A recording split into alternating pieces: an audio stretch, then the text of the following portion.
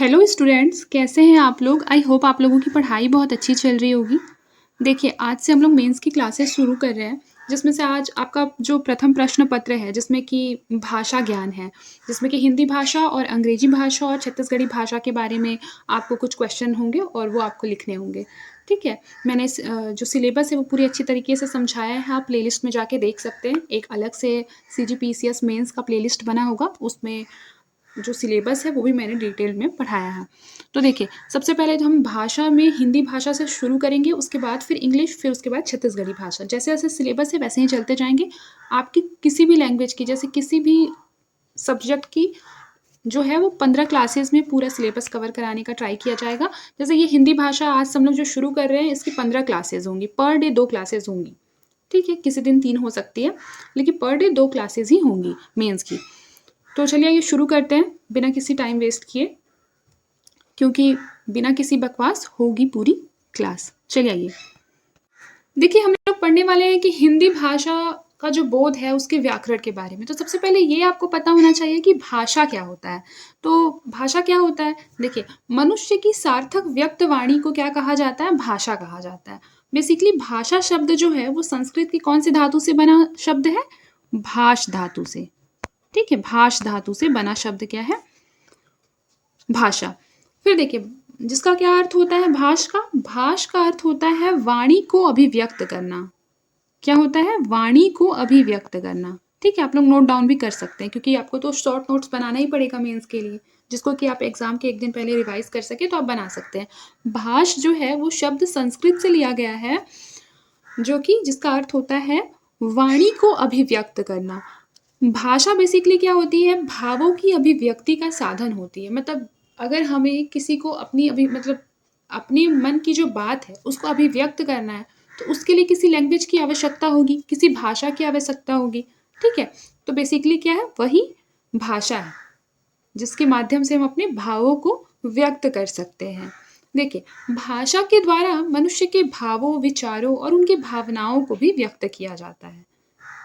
Basically अगर बात किया जाए, मानक रूप के ज्ञान से शुद्ध और अशुद्ध रूपों को परखने में आसानी होती है, क्योंकि भाषा का एक मानक रूप होना आवश्यक है। जैसे कि मान लीजिए हम लोग कार्यालयी पत्र लिखते हैं, तो उसमें हमारा एक जो लैंग्वेज यूज़ करते हैं वो क्या होती है, बहुत ही स्टैंडर्ड फॉर्म में होती है। ठीक है, एक मानक रूप में होती है। मानक रूप के निर्धारण से बेसिकली शब्द का जो उच्चारण होता है, शब्द रूप या वाक्य विन्यास को क्या मिलती है, एक स्टेबिलिटी मिलती है, एक स्थिरता मिलती है, एक गति मिलती है। ठीक है, अगर आदर्श स्थिति में बात किया जाए तो एक ही शब्द का एक ही उच्चारण, एक ही वर्तनी और एक ही व्याकरणिक ढांचा भी पाया जाता है। देखिए, अगर बात करें तो अपने मंतव्य को दूसरे तक पहुंचाने में यदि कोई भी हमें बाधा नहीं होती है, तो उसका एक सफल माध्यम क्या है, भाषा है। हमारी भाषा जो है वो जितनी स्ट्रांग होगी, जितनी सुदृढ़ होगी, उतना ही क्या होगा, हमारा जो अभिव्यक्ति का साधन होगा वो भी क्या होगा, सुदृढ़ होगा। आई होप आपको समझ में आया होगा कि भाषा होता क्या है। ठीक है, और आपको पता है कि जो हमारी 8वीं अनुसूची है उसमें 22 भाषाओं को मान्यता दिया गया है। ठीक है, 22 भाषाओं में से एक क्या है, हिंदी है। ठीक है, तो हम लोगों के सिलेबस में क्या है, हिंदी भाषा को हम लोगों को पढ़ना है। तो चलिए आइए शुरू करते हैं। देखिए, सबसे पहले यहाँ लिखा हुआ है कि व्यक्त वाणी ही भाषा है, मतलब भाष व्यक्तायाम वाची। अब संस्कृत का जो ये सेंटेंस है, इसका भी आप यूज़ कर सकते हैं। ये एग्जाम में क्या होगा, आपको तो मेंस की तैयारी करनी है, तो मेंस में अगर आप ये लाइन यूज़ करके और फिर लिखेंगे अर्थात व्यक्त वाणी ही भाषा है, तो क्या होगा, एग्जामिनर के ऊपर इम्पैक्ट जो है वो ज़्यादा स्ट्रांगली पड़ेगा। ठीक है, तो आई होप आप लोग इस तरीके से भी लिखने का ट्राई कर सकते हैं। बाकी हम लोग जो आंसर राइटिंग है कि किस क्वेश्चन को किस तरीके से लिखना है, उसके लिए भी आपकी अलग से क्लासेस होंगी। पहले अब हम लोग क्या करते हैं, सिलेबस को कवर कर लेते हैं, उसके बाद फिर 1-2 क्वेश्चन लिखकर देख लेंगे कि लिखना कैसे है। तो देखिए, यहाँ पर लिखा है कि जो भाषा है वो वह साधन है जिसके द्वारा मनुष्य अपने विचार दूसरों पर प्रकट करता है और दूसरों के विचार स्वयं ग्रहण करता है। जैसा मैंने आपको पहले भी बताया कि भाषा बेसिकली मेनली वह साधन होता है जिससे कि हम अपनी भावनाओं को भी व्यक्त करते हैं और दूसरे की भावनाओं को भी समझ सकते हैं। देखिए, भाषा के अर्थ को स्पष्ट करते हुए हम कह सकते हैं कि भाषा जो है वो सार्थक ध्वनि संकेतों का समूह है। ठीक है? सार्थक ध्वनि संकेतों से आप क्या समझते हैं? सार्थक ध्वनि संकेतों का अर्थ होता है कि बेसिकली देखिए, मान लीजिए जैसे कि मान लीजिए आप लोगों ने कुछ इस तरीके से लिख दिया, ठीक है? और वो आप लोग किसी से पूछ रहे हैं कि बताइए ये क्या लिखा है, तो क्या ये कोई बता सकता है? नहीं बता सकता है। क्यों? क्योंकि ये सार्थक ध्वनि संकेतों का समूह नहीं है। ये आपने ऐसे ही रैंडमली कुछ भी लिख दिया है, ठीक है? लेकिन अगर आप ये लिखते हैं, तो ये कोई भी बता देगा कि हाँ, ये कलम लिखा हुआ है। क्यों? क्योंकि ये सार्थक ध्वनि संकेतों का क्या है? समूह है, ठीक है? ये वर्णों का समूह है। फिर देखिए यहाँ पर लिखा है कि भाषा सामाजिक मनुष्यों के बीच पारस्परिक भाव एवं विचार विनिमय का माध्यम है, जैसा मैंने आपको ऊपर भी पढ़ाया है। फिर देखिए भाषा का जो प्रयोग होता है वो मौखिक और लिखित दोनों रूपों में होता है। देखिए जो हम बोलते हैं वो मौखिक होता है और लिखित रूपों में भी हम, लेकिन यहाँ पे डिफरेंस ये हो जाता है मौखिक और लिखित में कि मौखिक में बेसिकली क्या होता है कि हम नॉन स्टैंडर्ड वर्ड का भी यूज़ कर लेते हैं, लेकिन जब हम रिटन फॉर्म में किसी चीज़ को लिखते हैं, मान लीजिए कोई पत्र लिख रहे हैं, तो हम क्या करते हैं उसमें एक मानक स्वरूप उसको देते हैं, एक स्टैंडर्ड फॉर्म देते हैं, ठीक है? फिर लिखा है कि भाषा समाज के बौद्धिक एवं सांस्कृतिक विकास की परिचायिका एवं संवाहिका होती है, ठीक है? भाषा जो होता है वो समाज के बारे में क्या करती है, उसकी सांस्कृतिक विकास करने में भी हेल्प करती है, सांस्कृतिक रूप से उसकी परिचायक भी होती है कि बेसिकली सांस्कृतिक रूप से कोई भी समाज जो होता है वो जितना स्ट्रांग होता है उसकी भाषा भी क्या होती है, उतनी ही स्ट्रांग होती है। देखिए यहाँ पर लिखा है कि भाषा की परिभाषा करते हुए डॉक्टर भोलानाथ तिवारी का मानना है कि भाषा उच्चारण अवयवों से उच्चरित पद प्रायः यादृच्छिक ध्वनि प्रतीकों की वह व्यवस्था है जिसके द्वारा किसी भी भाषा समाज के लोग आपस में विचारों का आदान प्रदान करते हैं। मान लीजिए आपका क्वेश्चन आ जाता है 2 नंबर वाले क्वेश्चन में कि डॉक्टर भोलानाथ तिवारी के अनुसार भाषा किसे कहते हैं, तो आपको उस टाइम पे क्या लिखना है, यही वाली परिभाषा लिखनी है कि भाषा उच्चारण अवयवों से उच्चरित प्रायः यादृच्छिक ध्वनि प्रतीकों की वह व्यवस्था है जिसके द्वारा किसी भी भाषा समाज के लोग आपस में विचारों का आदान प्रदान करते हैं। इसको मैंने ऊपर भी आपको समझाया है, ठीक है? फिर देखिए भाषा जो है वो सदा प्रवाहित होने वाली एक विपथगा है, एक सतत प्रवाहमान सरिता है जो देश काल एवं समाज संरचना के अनुरूप परिवर्तित होती रहती है। हिंदी की जो जननी होती है, आपको पता होना चाहिए कि हिंदी की जो जननी होती है वह क्या होती है, आर्य भाषा होती है। और आर्य भाषा कौन सी, संस्कृत। तो हिंदी की जननी कौन सी होती है, संस्कृत होती है, ठीक है? देखिए भारतीय आर्य भाषा का वर्गीकरण यदि हम करते हैं तो सबसे पहले देख लीजिए उसके नामकरण, फिर उसका काल और विशिष्ट भाषा कौन कौन सी थी। तो सबसे पहले आता है प्राचीन भारतीय आर्य भाषा, ये पहला हो जाएगा प्राचीन भारतीय आर्य भाषा, दूसरा हो जाएगा मध्यकालीन भारतीय आर्य भाषा और ये तीसरा हो जाएगा आधुनिक भारतीय आर्य भाषा। आप कार्यकाल देख लेंगे इन लोगों का, देखिए मतलब काल देख लेंगे इन लोगों का। प्राचीन भारतीय आर्य भाषा का काल है 1500 ईसा पूर्व से लेकर 500 ईसा पूर्व। मध्यकालीन का है 500 ईसा पूर्व से लेकर 1000 ईस्वी। आधुनिक भारतीय आर्य भाषा का है 1000 ईस्वी से लेकर अभी तक का समय, ठीक है? आपको ये काल बहुत अच्छे से याद होना चाहिए, ठीक है? कि आंसर राइटिंग में अगर आप फैक्ट्स का यूज करेंगे तो आपका जो आंसर हो जाएगा वो क्या हो जाएगा, इनरिच हो जाएगा, जिससे आपको बेटर मार्क्स मिलेगा। देखिए प्राचीन भारतीय आर्य भाषा में कौन कौन सी भाषाएं होती हैं, मान लीजिए यही क्वेश्चन है तो आपको याद होना चाहिए कि प्राचीन भारतीय आर्य भाषा में 2 भाषा होती है, एक होती है लौकिक संस्कृत और दूसरी होती है वैदिक संस्कृत। मतलब मैंने उल्टा बोल दिया, पहली होगी वैदिक संस्कृत फिर क्या होगी, लौकिक संस्कृत। फिर मध्यकालीन भारतीय आर्य भाषा, उसका कार्यकाल है 500 ईसा पूर्व से लेकर 1000 ईस्वी, याद रखिएगा यहाँ ईस्वी है। फिर देखिए मध्यकालीन में कौन कौन सी भाषाएं थी, पाली प्राकृत अपभ्रंश। पाली भाषा जो है आपको पता होना चाहिए कि सारे जो बौद्ध ग्रंथ है या फिर जो महात्मा बुद्ध है वो भी किस लैंग्वेज का यूज करते थे, तो पाली भाषा का यूज करते थे, ठीक है? पाली प्राकृत अपभ्रंश ये मध्यकालीन भारतीय आर्य भाषा है। उसके पश्चात आता है आधुनिक भारतीय आर्य भाषा, जिसका की काल जो है वो 1000 ईस्वी से लेकर अभी तक का काल है, ठीक है? इसमें कौन कौन सी भाषाएं हैं, हिंदी है और हिंदी के इतर कौन कौन सी भाषाएं हैं, बांग्ला है, उड़िया है, असमिया है, मराठी है, गुजराती है। देखिए लिखा है प्राचीन भारतीय आर्य भाषाओं की विशिष्टताओं को इस प्रकार से वर्गीकृत कर सकते हैं। मतलब अब इसको हम लोग अलग अलग करके पढ़ेंगे। जैसे पहला है प्राचीन भारतीय आर्य भाषा। देखिए नाम जो है प्राचीन भारतीय आर्य भाषा, उसमें मैंने आपको बताया था दो तरह की भाषाएं हैं। एक होता है वैदिक संस्कृत और दूसरा लौकिक संस्कृत।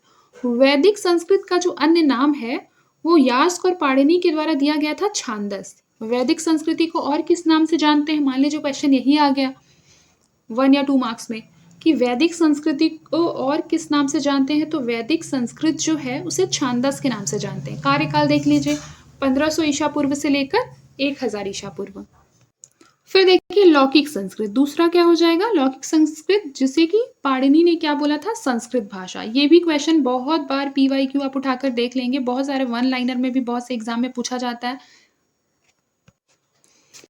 कि जो संस्कृत भाषा है वह कौन सी संस्कृत है, लौकिक संस्कृत है या वैदिक संस्कृत है? तो आपको पता होना चाहिए जो संस्कृत भाषा जिसका हम वर्तमान में प्रयोग करते हैं वह लौकिक संस्कृत है, जिसका काल कब है? 1000 ईसा पूर्व से लेकर 500 ईसा पूर्व तक। उसके पश्चात आप दूसरे पे चलते हैं, मध्यकालीन भारतीय आर्य भाषा की ओर चलते हैं, जिसमें कि उसकी प्रवृत्तियों का वर्गीकरण देख लेते हैं। सबसे पहले नाम है, फिर काल है और फिर उसकी विशिष्टता है। नाम में क्या है? प्रथम प्राकृत काल, जिसे कि पाली कहा जाता है। द्वितीय प्राकृत काल है, उसे क्या कहा जाएगा बताइए? प्राकृत कहा जाएगा। ठीक है, तो देख लीजिए ये क्या है, इसका काल क्या है? पाली का 500 ईसा पूर्व से लेकर 1 ईस्वी। और विशिष्टता क्या है इसकी? भारत की प्रथम भाषा कही जाती है पाली। भगवान बुद्ध के सारे उपदेश जो है वो पाली में है। इसी से यह ज्ञात होता है कि जो भगवान बुद्ध थे वह क्या थे? 500 ईसा पूर्व में जन्मे थे। ठीक है, फिर देखिए द्वितीय प्राकृत काल। द्वितीय प्राकृत काल में प्राकृत भाषा आती है, जिसमें कि 1 ईस्वी से लेकर 500 ईस्वी तक आएगा। और प्राकृत में भगवान महावीर के सारे उपदेश जो है वो प्राकृत में है। ये भी याद रखिएगा, ये फैक्ट याद रखिएगा। मान लीजिए आपको किसी एग्जाम में वन लाइनर में ये क्वेश्चन पूछ सकता है। ठीक है, पाली भाषा का प्रयोग महात्मा बुद्ध ने किया था और महावीर ने कौन सी भाषा का यूज किया था? प्राकृत भाषा का यूज किया था। और कार्यकाल भी आपको याद होना चाहिए। फिर देखिए तृतीय प्राकृत काल में अपभ्रंश और अवहट आते हैं। ठीक है, अपभ्रंश और अवहट, आप काल भी देख लीजिए और याद रखिए कि इसे संक्रमणकालीन भाषा भी कहते हैं या संक्रांतिकालीन भाषा भी कहते हैं। 2 तरह की भाषाएं खत्म हो गए, पहला तो प्राचीन भारतीय आर्य भाषा खत्म हुआ और दूसरा मध्यकालीन भारतीय आर्य भाषा। अब देखिए ये तीसरा है, आई होप आपको समझ में आ रहा होगा। देखिए तीसरा क्या है? तीसरे में है कि आधुनिक भारतीय आर्य भाषा का वर्गीकरण इस प्रकार से है। सबसे पहले प्राचीन हिंदी, और प्राचीन हिंदी का काल देख लीजिए 1100 ईस्वी से लेकर 1400 ईस्वी। फिर मध्यकालीन हिंदी, मध्यकालीन हिंदी का 1400 ईस्वी से लेकर 1850 ईस्वी।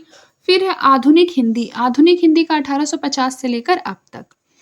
फिर देखिए हिंदी का विकास क्रम इस काल प्रवाह से हुआ है। सबसे पहले संस्कृत, फिर पाली, प्राकृत, अपभ्रंश, अवहट। अवहट के बाद क्या आ जाएगी? प्रारंभिक हिंदी। ठीक है, तो ये जो क्रम है ये भी एग्जाम में बहुत बार पूछ लेता है, तो ये आपको एकदम एज इट इज याद होना चाहिए।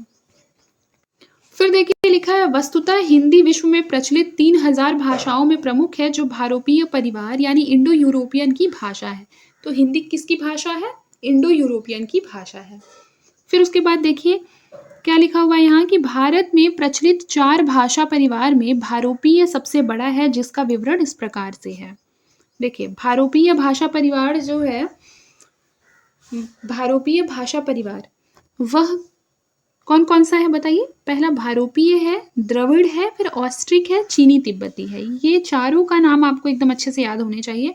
और बोलने वाले लोगों का जो परसेंट है वो भारोपीय, जो कि हिंदी भाषा है, ज़्यादा है। ठीक है, 73% है। द्रविड़ का देख लीजिए, ऑस्ट्रिक का और चीनी तिब्बती का।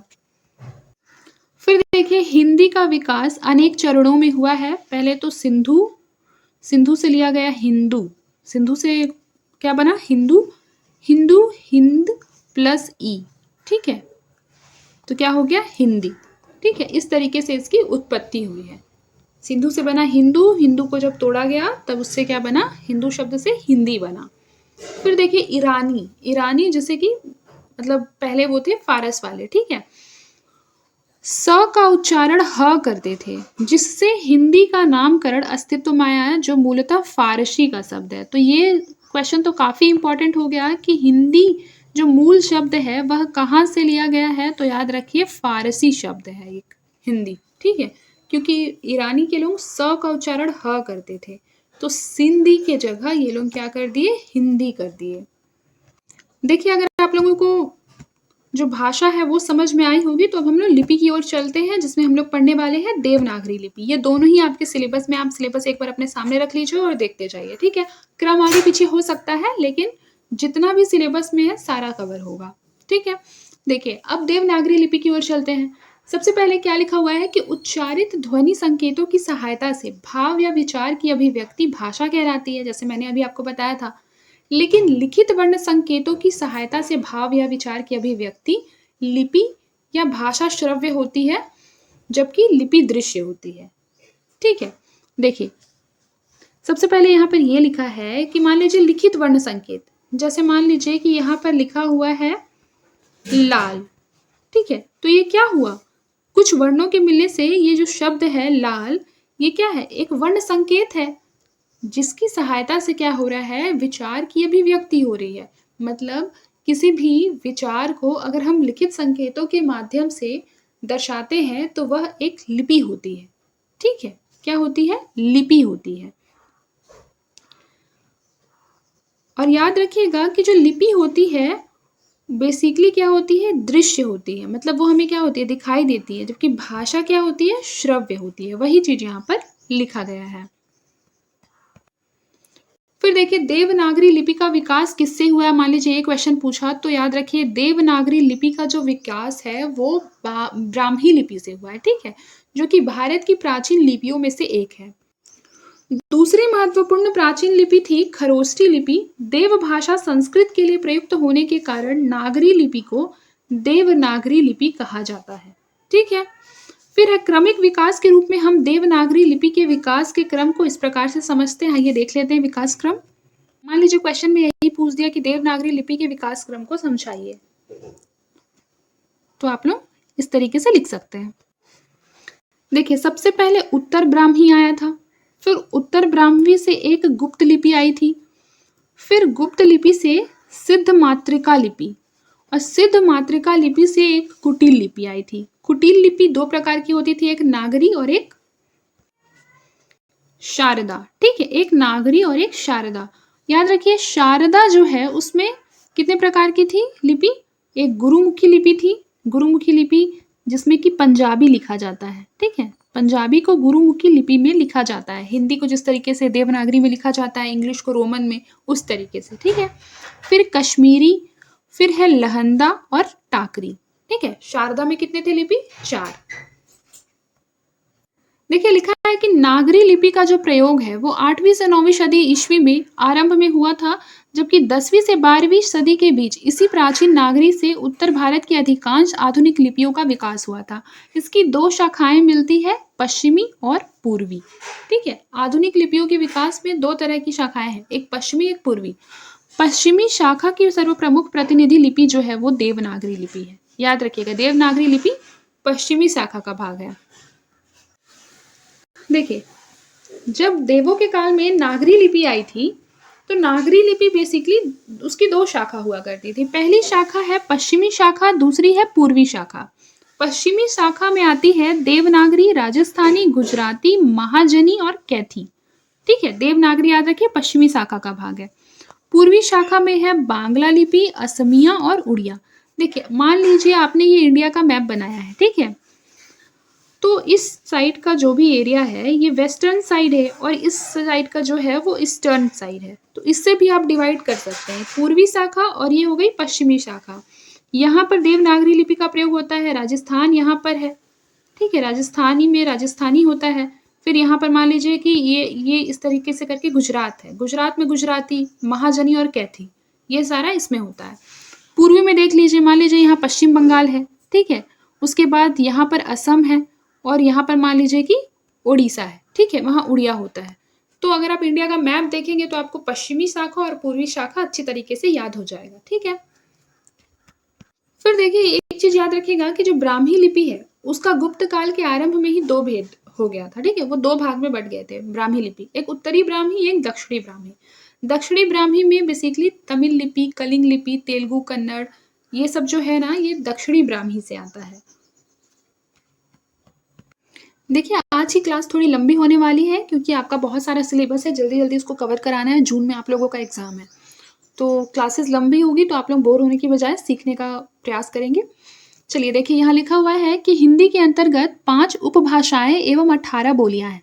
ठीक है, ये क्वेश्चन तो बहुत बार पीवाईक्यू में वन लाइनर में पूछ लिया जाता है, चाहे आप यूजीसी नेट का एग्जाम देंगे या फिर मान लीजिए कोई भी एग्जाम, जैसे अभी एडीईओ वाले जो एग्जाम है उसमें भी हिंदी पूछा जाएगा तो उसमें इस तरीके का क्वेश्चन पूछा जा सकता है। ठीक है, तो ऐसा नहीं है कि क्लासेस केवल मेंस पर्पस से इंपॉर्टेंट है, बल्कि अगर प्रीलिम्स का भी आप लोगों को प्रिपरेशन करना है उसके लिए भी ये क्लासेस मतलब आप लोगों के लिए हेल्पफुल रहेगी। देखिए इसमें लिखा है कि 5 उपभाषाओं में पहली उपभाषा कौन सी है, तो पश्चिमी हिंदी। पहली कौन सी है, पश्चिमी हिंदी। पश्चिमी हिंदी के अंतर्गत कौन सी आती है, पश्चिमी हिंदी के अंतर्गत ब्रज भाषा, कन्नौजी, बुंदेली, बांगरू और खड़ी बोली। ठीक है, खड़ी बोली पश्चिमी हिंदी का भाग है, कभी कभी ये क्वेश्चन भी पूछ लिया जाता है। फिर देखिए पूर्वी हिंदी। पूर्वी हिंदी जो है वो दूसरा है, जैसे 5 उपभाषाएं है ना, तो पहला क्या है पश्चिमी हिंदी, दूसरा क्या है पूर्वी हिंदी, तीसरा है बिहारी हिंदी, राजस्थानी हिंदी, पहाड़ी हिंदी। ये 5 उपभाषाएं हैं, ये आपको एकदम कंठस्थ होना चाहिए। ठीक है, पूर्वी हिंदी के अंतर्गत कितनी बोलियां हैं, तो पूर्वी हिंदी के अंतर्गत है अवधी, बघेली, छत्तीसगढ़ी।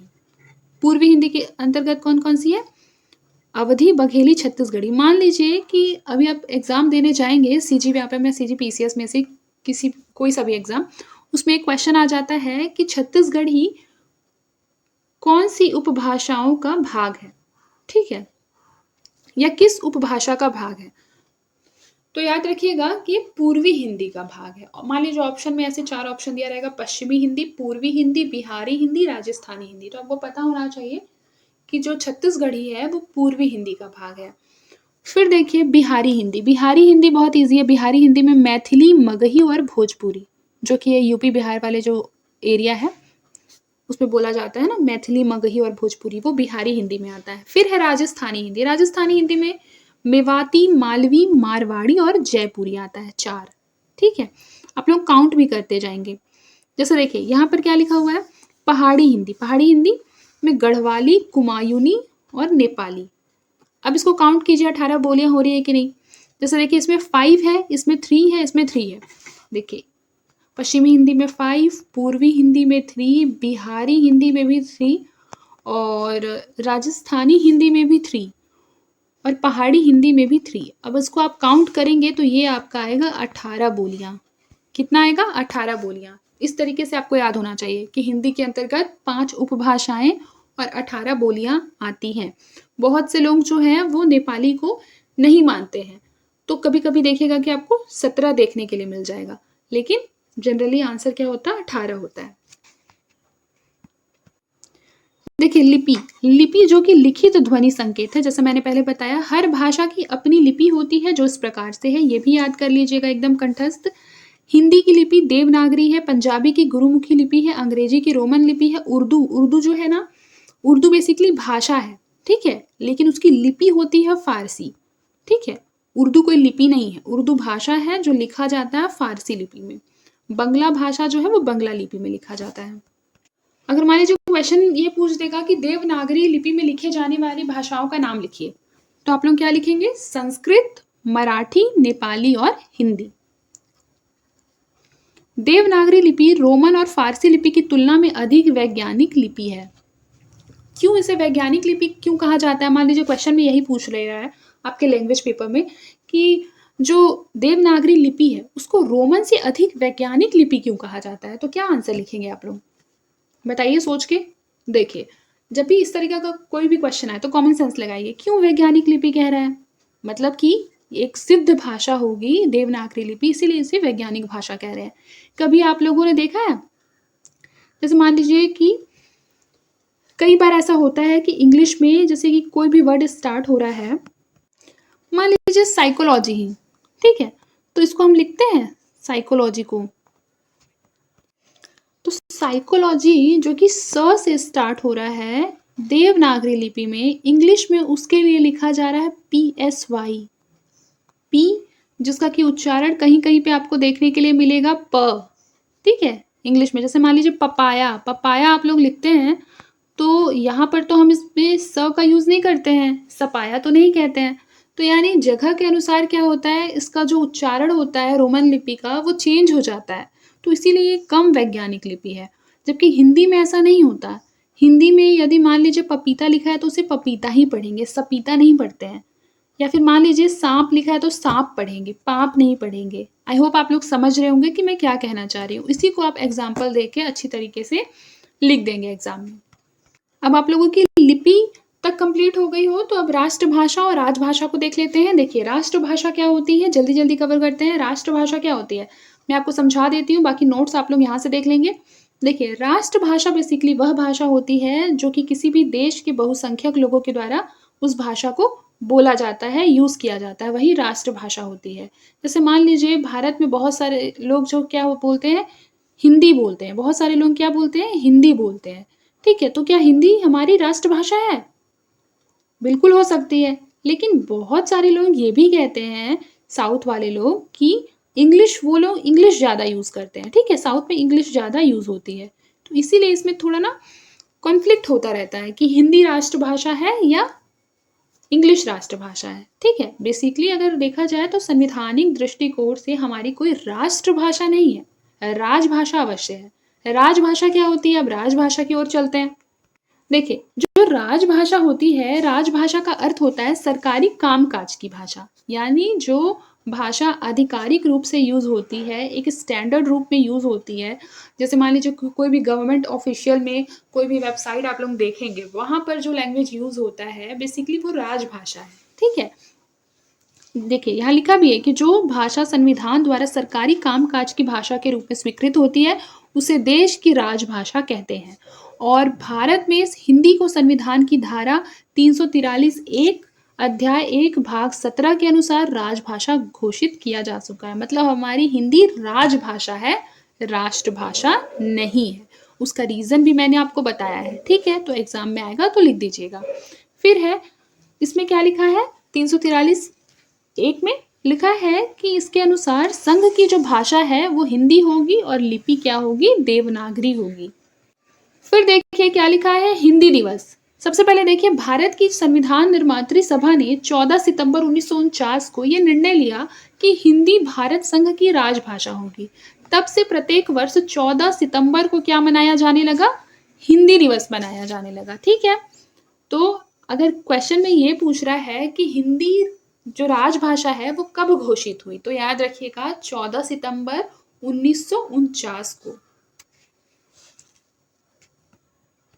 एक छोटा सा फैक्ट ये भी याद रखिए कि संविधान की जो आर्टिकल है 343 से 321 तक, उसमें हिंदी के लिए विभिन्न प्रावधान किए गए हैं, ठीक है? यहाँ धारा ये गलत लिख दिया है, ये आर्टिकल होगा, ठीक है? अब देखिए हम लोगों ने क्या क्या पढ़ लिया, हम लोगों ने लिपि पढ़ लिया, भाषा पढ़ लिया, राजभाषा, राष्ट्रभाषा क्या होती है, ये सारी चीजें पढ़ ली। अब हम लोग हिंदी व्याकरण की ओर चलते हैं। हिंदी व्याकरण का सिलेबस जो है वो आपके मेंस में बहुत ज्यादा है, ठीक है? तो चलिए वो देखते हैं। सबसे पहले व्याकरण होता क्या है, तो व्याकरण किसी भाषा का वह शास्त्र होता है जिसके द्वारा उस भाषा को शुद्ध अशुद्ध होने के नियमों का ज्ञान होता है, ठीक है? जैसे कि अगर एग्जाम्पल लिया जाए, आप लोगों ने नोटिस किया होगा कि किसी भी भाषा को पढ़ने के लिए हम लोग क्या पढ़ते हैं, उसका ग्रामर पढ़ते हैं। उस ग्रामर में क्या होता है बेसिकली, उस ग्रामर में बेसिकली वह मतलब एक शास्त्र होता है, वह साक्ष्य होता है जो कि ये बताता है कि कौन सी भाषा शुद्ध है और कौन सी अशुद्ध है। उसके बारे में विभिन्न नियम लिखे गए होते हैं।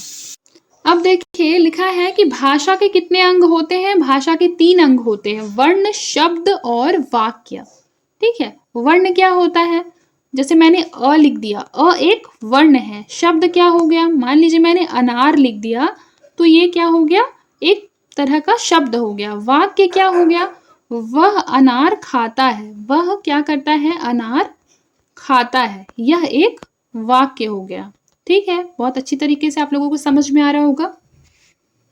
देखिए, भाषाई दृष्टिकोण से यदि देखा जाए तो व्याकरण के भी 3 प्रमुख भाग हो सकते हैं। एक वर्ण विचार, शब्द विचार और क्या है वाक्य विचार। तो पहले वर्ण विचार से शुरू करते हैं। देखिए, वर्ण विचार क्या होता है? भाषा को लिखने के लिए चिन्हों या संकेतों की आवश्यकता होती है। इन चिन्हों या संकेतों को क्या कहा जाता है? वर्ण कहा जाता है। जैसा मैंने आपको पहले भी ये बात बताया है, वर्ण क्या होते हैं? मान लीजिए कि मैंने आपको ये वाला एग्जाम्पल दिया था कि अगर हम लोग लिखते हैं लाल, तो लाल जो है ये एक शब्द है जो कि ल वर्णों के मिलने से बना है, ठीक है? तो बेसिकली इसे क्या कहते हैं? वर्ण कहते हैं। अगर परिभाषा को देख लेते हैं तो इसको हम बेटर वे में समझ पाएंगे। देखिए, लिखा है परिभाषा में क्या लिखा है कि भाषा की उस छोटी से छोटी ध्वनि को वर्ण कहते हैं जिसके खंड ना हो सके। कितना अच्छा परिभाषा है, एग्जाम में आएगा तो आप ऐसा ही परिभाषा एज इट इज लिख देंगे, ठीक है? कि भाषा की उस छोटी से छोटी ध्वनि को वर्ण कहते हैं जिसका कोई खंड ना हो। जैसे मैंने बताया ल का क्या कोई खंड हो सकता है? इसको आप संधि विच्छेद कर सकते हैं? नहीं कर सकते हैं। तो ये क्या हो गया? वर्ण हो गया। वर्णों के समूह को वर्णमाला कहते हैं। जैसे कि हम बोलते हैं ना वर्णों के समूह को वर्णमाला, जिसमें जैसे आप लोग बचपन से याद करते होंगे, टीचर ने बोला होगा KG 1 KG 2 में, पहली दूसरी में, कि आप लोग पूरी तरीके से वर्णमाला याद करके आइएगा। वर्णमाला में कितने अक्षर होते हैं तो आप लोग याद करते होंगे, टीचर को सुनाते होंगे कि अ आ ई उ ई सुनाते हैं ना, बिल्कुल वही, ठीक है? तो क्या होता है? वर्णों के समूह के मिलने से क्या बनता है? वर्णमाला बनता है। देखिए, उच्चारण के आधार पर वर्णों के 2 भेद होते हैं। एक होता है स्वर, दूसरा होता है व्यंजन। याद रखिए, हिंदी में उच्चारण के आधार पर 45 वर्ण है, ठीक है, जिसमें कि 10 स्वर है, 35 व्यंजन है।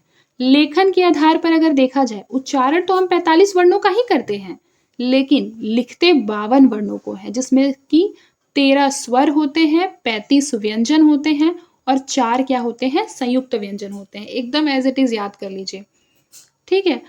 अब आइए देखिए, यहाँ पे स्वर है। स्वर क्या है? कुल 13 स्वर है लिखने की दृष्टिकोण से। यहाँ पर सारा लिखा हुआ है, मैंने आपको बताया भी है। फिर अब व्यंजन देख लीजिए। व्यंजन में 5 वर्णों को तो सबसे पहले याद रखिए। पहले तो क वर्ण, क वर्ण में भी 5 वर्ण है, च वर्ग में भी 5 वर्ण है, ट वर्ग में भी कितने हैं बताइए? इन दोनों को अगर हटा देंगे तो 5 ही हैं, ऐसे 7 लिया गया है, क्योंकि यहाँ पे ये नुक्ता के साथ इसका यूज हुआ है, ठीक है? जिसे कि द्विगुण व्यंजन बोलते हैं। जिसमें नुक्ता का यूज होता है उसको क्या बोलते हैं? तो द्विगुण व्यंजन बोलते हैं। अब देखिए, त वर्ग में देख लीजिए 5 वर्ण है, प वर्ग में भी 5 वर्ण है। अंतस्थ व्यंजन क्या होते हैं? समटाइम्स ये भी पूछते हैं। अंतस्थ व्यंजन, जो कि एक मतलब जिसका उच्चारण एक प्रवाह के रूप में होता है, उसको बोलते हैं अंतस्थ व्यंजन, जैसे य र ल व, ठीक है? फिर ऊष्म व्यंजन, जिसके उच्चारण से ऊष्मा निकलती है या ऊष्मा का प्रवाह होता है, जैसे श, श, श और ह, ठीक है? और संयुक्त व्यंजन होते हैं छ, त्र, ज्ञ, श्र। क्यों ये संयुक्त व्यंजन है? क्योंकि ये 2 व्यंजनों से मिलकर बने हैं। क और श से मिलकर बना है छ, त और र से मिलकर बना है त्र, ज्ञ के लिए ज और इया का यूज होता है, और श्र के लिए सलजम वाला श और र का यूज होता है, ठीक है? अब देखिए, व्यंजनों के वर्गीकरण से हम लोगों को पढ़ना है, तो ये हम लोग नेक्स्ट क्लास में पढ़ेंगे। तब तक के लिए आप लोग इसको रिवाइज कर लीजिए और अपना ख्याल रखिए, मन लगाकर पढ़ाई करते रहिए।